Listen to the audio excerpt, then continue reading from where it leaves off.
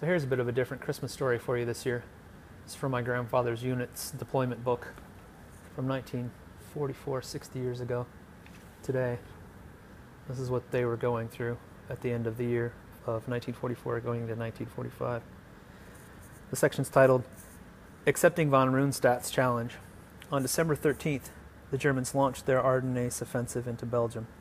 On December 23rd, orders were issued for the 87th Division to break contact with the enemy in the Saar region, turn its sector over to the division, and get going to Belgium in a hurry. Brigadier General John L. McKee, Assistant Division Commander, took charge of the movement. The movement in 3 stages in Dieuze to a forest near Reims to the vicinity of Seviscourt and Bertrix, Belgium, a total of over 350 miles, was accomplished with the loss of only 5 days fighting time for the division.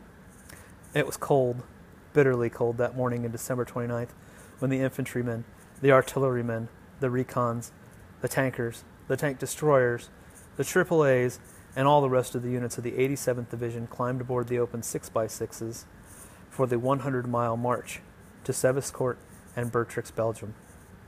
The roads were frozen, and the wind was icy as it whipped across the snow-covered hills to torture the men who were moving up to meet the rampaging Germans, who were on the loose again. At 2000 hours that night, the nearly frozen men of the 345th Regimental Combat Team detrucked in the vicinity of Seviscourt. But there was no bivouac, nor rest period awaiting them.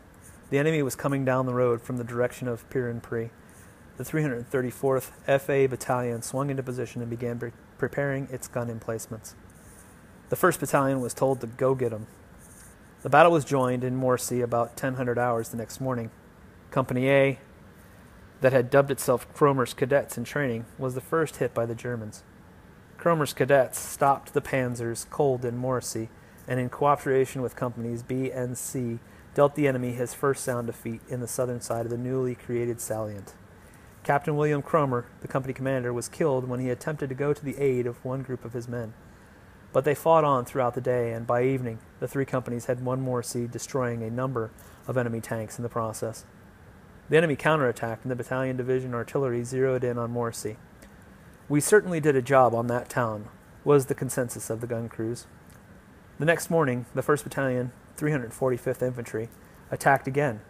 This time the Nazis had enough of Morcy, and the Golden Acorn chalked up another town on its captured list.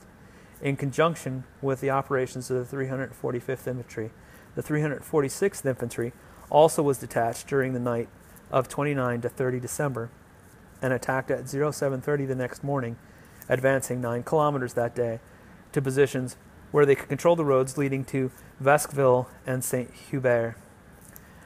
About midnight on December 31st, the men of the 347th Regiment exchanged Happy New Year's greetings as they passed through the 345th position and advanced on Pirenprix. The roads over which the 347th was advancing were heavily mined and booby-trapped. Genville was captured by 1100 hours on January 1st, 1945, by the 3rd Battalion, 347th. The enemy immediately counterattacked, and heavy fighting continued throughout the afternoon and night. The enemy was fighting for the lifeline of his offensive. It was the Houffalize-St. Hubert Highway, the loss of which would make him shuttle his men and supplies over secondary, unimproved mountain roads that were particularly impassable due to the snow.